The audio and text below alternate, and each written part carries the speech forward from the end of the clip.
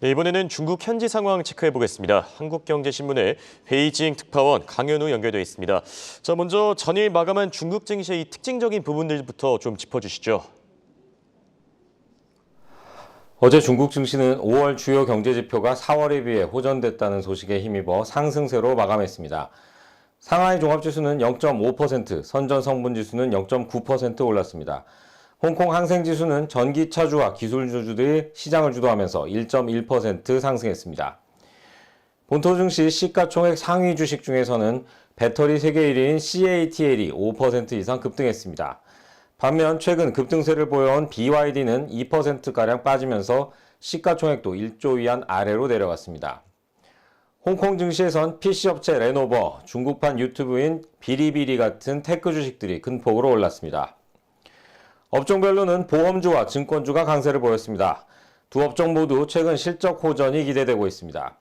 또 중앙은행인 인민은행이 어제 6월 기준금리를 동결하겠다는 방침을 밝힌 것도 금융주들에게는 호재가 됐다는 분석입니다.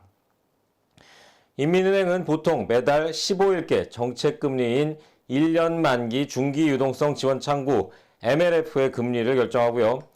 21일 전후에 사실상의 기준금리인 대출 우대금리를 내놓습니다.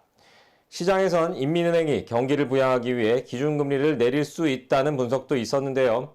어제 MLF 금리 동결을 발표하면서 인하 가능성은 낮아졌다고 할 수 있습니다. 외국인은 최근 중국 본토 주식을 대거 사들이고 있습니다. 이달 들어 어제까지 순매수는 500억 위안, 9조 6천억 원에 육박하는데요. 월간 기준 작년 12월 890억 위안 이후 최대치입니다. 또 본토 자금의 홍콩 주식 매수인 남향자금은 이달 들어 230억 위안가량을 순매수했습니다. 네, 그렇다면 이번에는 경제 지표들도 체크해 보겠습니다. 어제 소매 판매와 산업 생산 지표들이 좀 전체적으로 발표됐는데 이 앞으로의 경제 전망과 그 결과들 종합적으로 전해주시죠.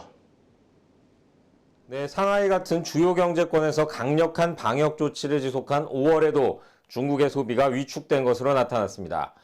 중국 국가통계국은 5월 소매 판매가 작년 같은 달보다 6.7% 감소했다고 어제 발표했습니다.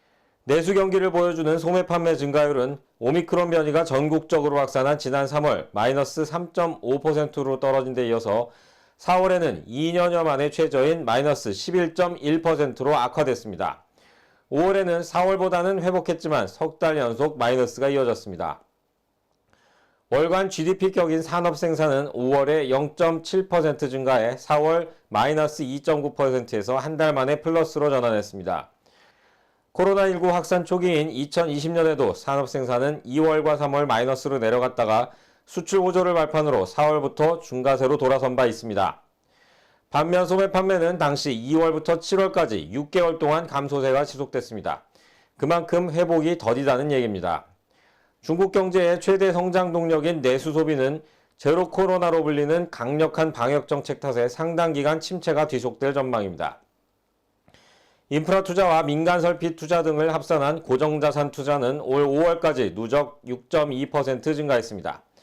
그러나 4월까지 누적 6.8%보다는 둔화했습니다. 중국 당국이 인프라 투자를 독려하고 있는데도 위축된 겁니다. 민생의 척도인 도시 실업률은 5.9%로 4월 6.1%보다는 호전됐습니다.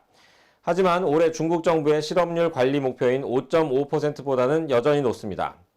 게다가 수도 베이징과 상하이 같은 31개 중점 도시 실업률은 6.9%로 사상 최고 수준을 나타냈습니다.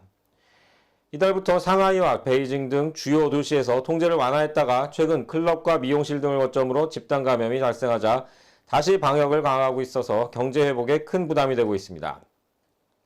전문가들 사이에서는 봉쇄 충격으로 중국의 올해 성장률이 정부가 연초에 정한 5.5%는커녕 우한 사태 당시인 2020년에 2.3%에도 미치지 못할 수 있다는 우려가 나오고 있습니다. 2분기 성장률은 마이너스로 추락할 수 있다는 분석도 제기됩니다. 노무라 증권은 최근 중국의 2분기 GDP 성장률 전망치를 기존의 1.8%에서 0.3%로 하향 조정했습니다. 지금까지 베이징에서 한국경제신문 강현우입니다. 고맙습니다.